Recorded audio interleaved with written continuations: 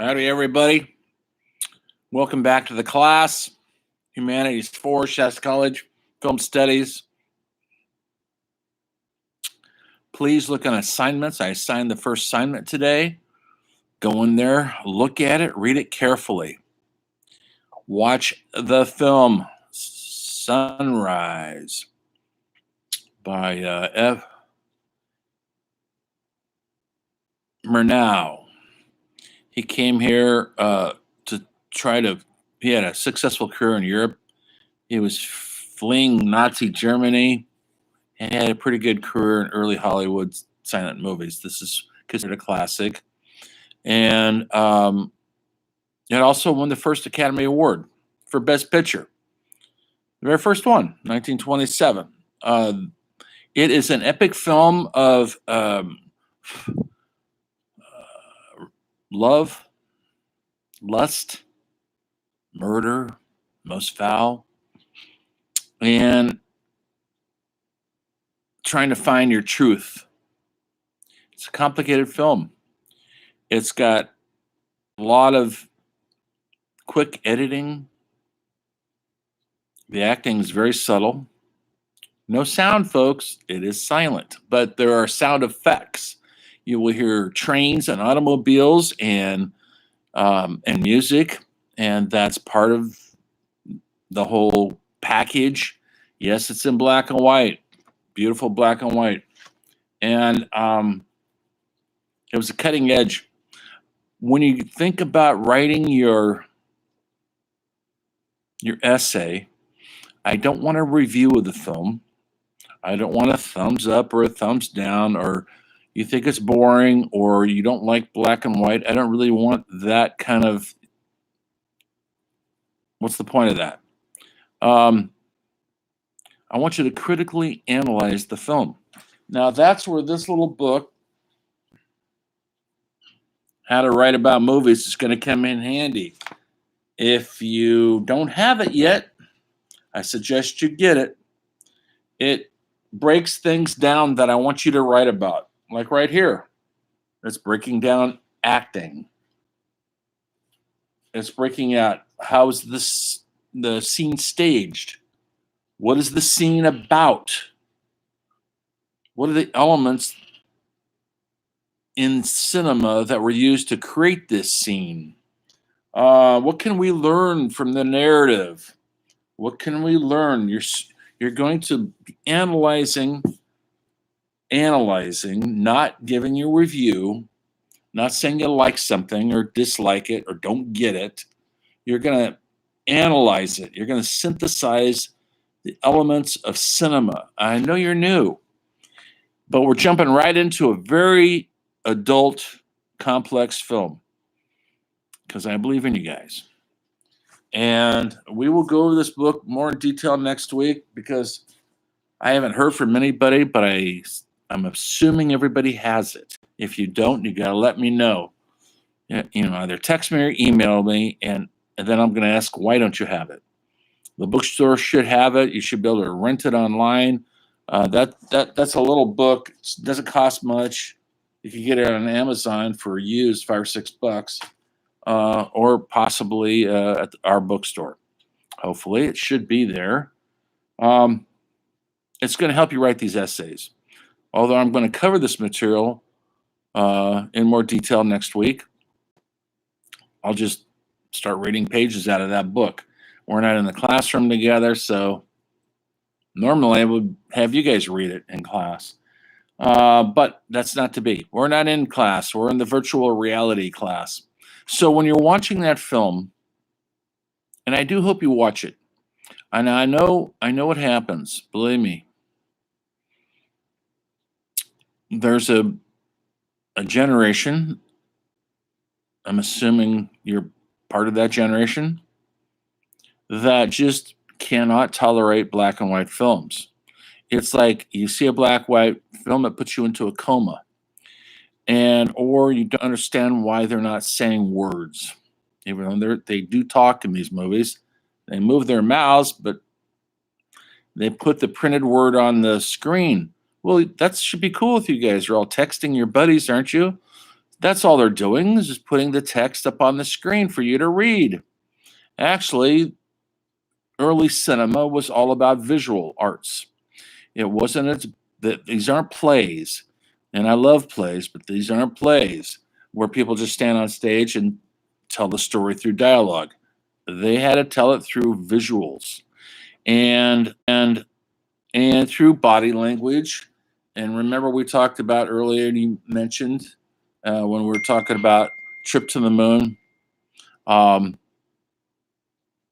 the exaggerated body movements. That's all typical silent pantomiming. Now, by the time they got to this film, it was getting pretty subtle.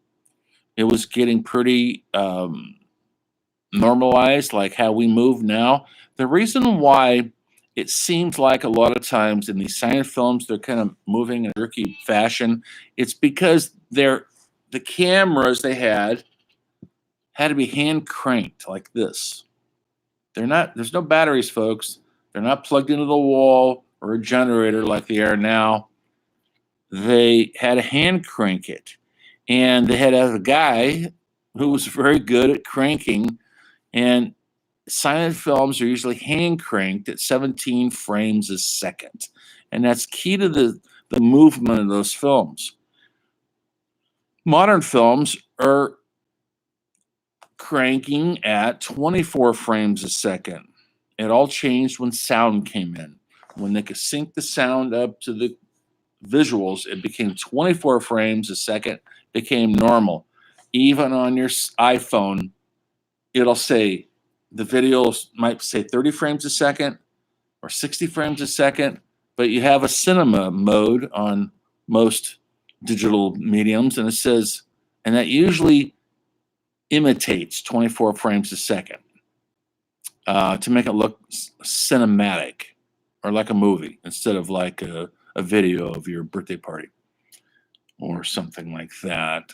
So that's why the films move the way they move, so much of it. Now, with technology, they're remastering a lot of these old silent films, and they have now the ability to emulate 24 frames a second. And once it smooths the action down, you'll be amazed how it doesn't look so foreign now. It doesn't look so weird and in the past and old. Recently, there's a great film documentary that I gotta forget his name now. The guy who did The Hobbit and all those Lord of the Rings, the guy from New Zealand, he just made a documentary using real footage from World War One. And what he did with that film, he changed the aspect ratio from 17 frames a second to 24. And so now when you see it, the people in the movie, the soldiers, are moving like how we're used to seeing people move on our cinema. Also, he colorized it. And 20 years ago, when Ted Turner started colorizing film, it was an abomination. He thought it would be everybody wants to see color, and so, but the color technology was not very good, and everything would look kind of yellow or orange. It didn't look real. Well, they have the technology now, and when you watch this film, I can't think of the name of it. I'll come up with it. Um, the people in the film, the skin looks normal, the hair looks normal, the background looks normal. That's how good the digital colorization is. And then now they're moving how we're used to, and they look like we do now, and all of a sudden time fades. That war, which is over 100 years old, and those guys that were in it were probably 20 years old, if not older. So they're all long dead folks. They're they're my grandfather, your great great grandfathers. But when you see the film, it's like they're alive. It's like you're seeing it right now because it's in color and they're moving in this realistic, modern, current way. It's incredible. But so when you're watching Sunrise, take that into account, I should say, that it still has the aspects that you're not going to like. The fact that you can't hear their dialogue, nor is it in color. But there's a lot of interesting double exposure film, it was cutting edge film for the time. Think about this when you're watching the film. Take yourself. Remember Back to the Future with Michael J. Fox? If you don't know it, see it. You're getting in the DeLorean and you're going back to 1927, Philadelphia, New York City, San Francisco, and you're seeing this film for the first time in 1927 when it came out. Not with the eyes of now, not your current eyes. I know it's hard to just to not compare it to modern movies. Please don't do that. I know it's not easy. Behave like you're going to write about this film for a magazine. And you need to explain the film to your readers. What did you see? What was the direction like? What was the cinematography like? That's photography, folks. That's what the camera is doing. What was the art direction like? Did the sets look real? How was the costumes? Did that look okay? What was the themes of the movie? Themes is very important to this essay. What was the theme? It starts off with a happy couple, but they're not so happy because the guy's a little bored. And later on, he sees a kind of loose woman who's fun, and he wants her. And he's going to destroy his marriage for her. He's bored with just being a husband and a good guy. He wants to take a walk on the wild side. And this woman, and you can tell she's wild because she dresses like a modern 1920s girl. They call them flappers. She smokes cigarettes. That's always a good dig away. She's a naughty girl. And she wants to have fun. And you know what that spells? The ruin of a marriage. Because she wants to have fun, but he can't keep up with her. And so he starts cheating on his wife. And they have a baby. And how's it going to end? Well, guess what, folks? She puts it in the idea in his head to murder his wife to get rid of her. And thus we have the story. Will he or won't he? Murder most foul. You feel sorry for all the parties. You feel sorry for him because he can't be satisfied with his kind of boring wife. You feel sorry for the boring wife because she can't keep the husband any longer. She doesn't feel attractive or sexy or anything. And here's the flapper woman is also at loose ends because she's never probably going to have what that he has with his wife. She's not the mothering type. She's not the nurturing type. So you have three distinct characters on this collision course of tragedy. What defines tragedy? Simple. Tragedy is something that happens to a good person. Something bad happens to a good person. It wouldn't be tragic if they're a rotten person. It's only tragic because they are a good person, but they have a tragic flaw. And in this case, his sexual libido takes him down a wrong path. He's a decent person, but no longer decent. And so it's a tragic downfall. So this film is a tragedy. And it's very human. It's a feature-length film, meaning it's not short. I think it's over an hour, 100 minutes, whatever. Try to stick through it. I know you'll probably go do some research on it. That's fine. But please try to watch it. I want you guys to experience it. Yes, watch it, and you have a whole week to do this paper, so you have plenty of time to watch it. Don't wait to the last minute and try to power watch it. You won't like it at all. Watch it 10 minutes at a time. You have 7 days to do the paper. Look at the due dates on the essay on Canvas. Let's do it midnight a week from today, which is like February 3rd. It's your first essay, essay number 1.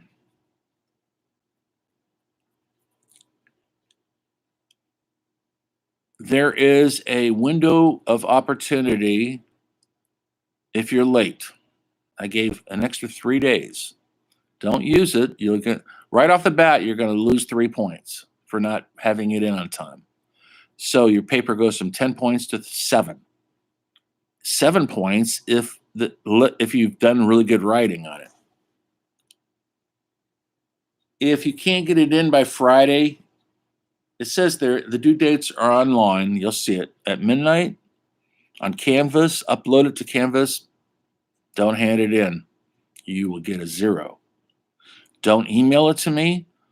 Don't, unless you have a really good excuse. Yes, and you can email me your excuse, whatever it may be, and I may give you some more time, but you will lose points.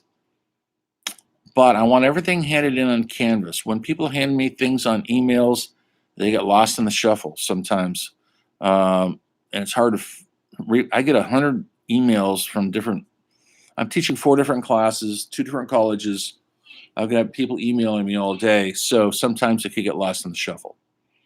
I'm not the most organized person in the world. My bad. So other things to look for. Look at my instructions.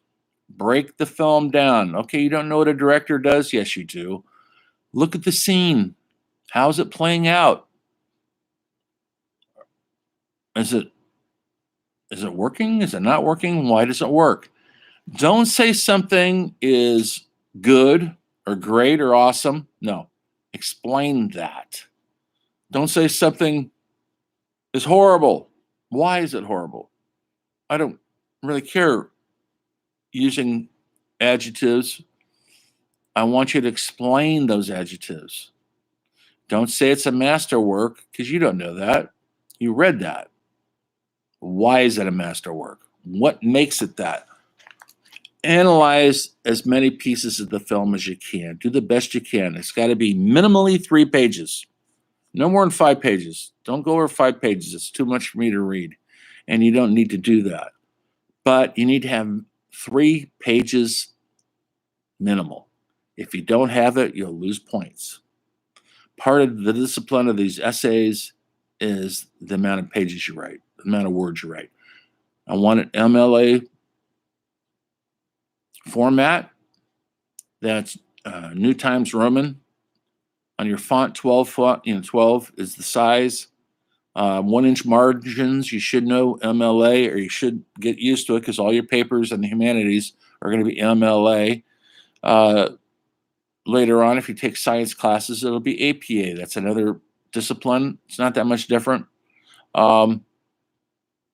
Slightly different. If you research on this thing and you quote something from a research, you better put it in a works cited page. Don't just steal a quote and not cite it.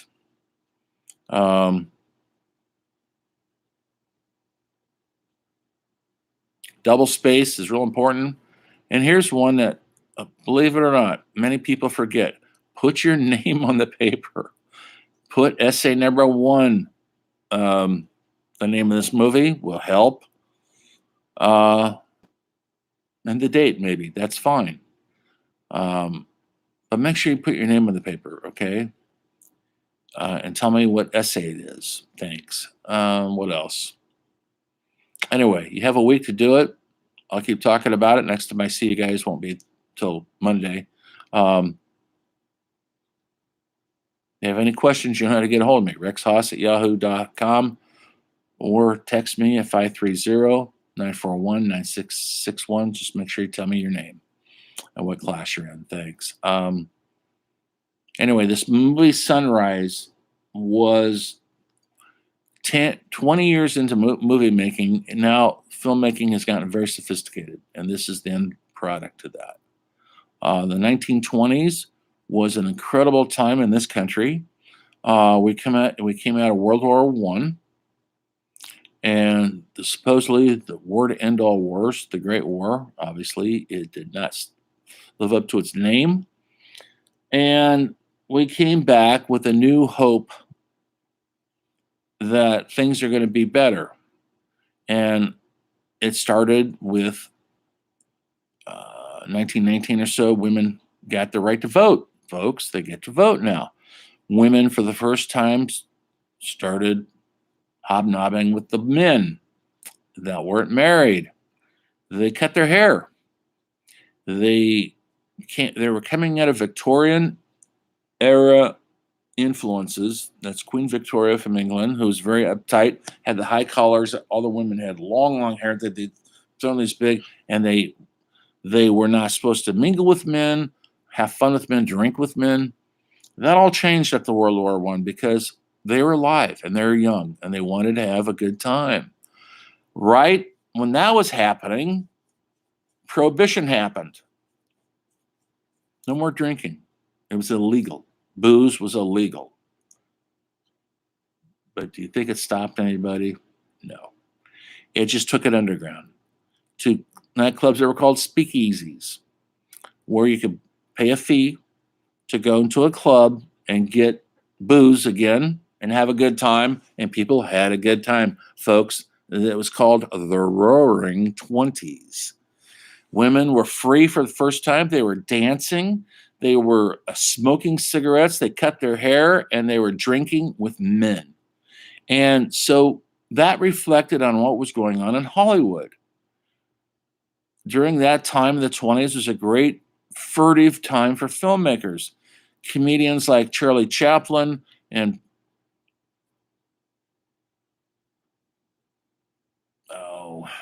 Buster Keaton. I can't think of his first name, Lloyd. They had successful films. They were making lots of money. They wanted to laugh, they wanted to have good time, but they also were ready for serious films. Abel Gance made the wonderful epic movie Napoleon.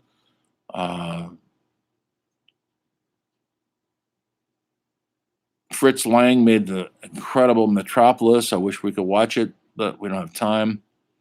Sci-fi epic. King Vidor made The Crowd. I'd love for you guys to see it, but it's 2.5 hours long, and it's hard to find a free copy of it. So I picked Sunrise. It's an adult film, meaningful film, and it still holds up to this day. The emotion holds up. And what you'll notice when you see these old films is the humanity, the human beings, we haven't changed. We still want the same things. We're still looking for love. We're still looking for careers. We're still looking for our place in the world, meaning to our lives. The only thing that's changed is the technology. Simple as that. This movie was cutting edge technology for its day. I think that's about all I have on this. Good luck on your essay. You're going to need it. First essay. 5 more after this one.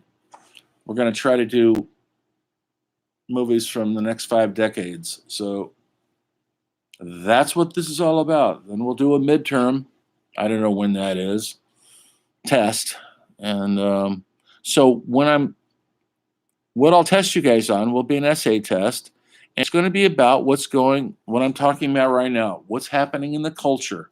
How do these films from the 1920s, what's going on in the culture? And how is that reflected in Hollywood? And how does Hollywood reflect back into the culture? And that's like the things I'm going to be talking about. Because it's a humanities class. And that's what makes us human, is what's going on in the culture. Like what's going on in the culture right now? TikTok? There you go. Anyway, with that said, try to enjoy the movie. Write something awesome. Don't let yourself down. Don't let me down. I know you won't. And remember, everything's cinema.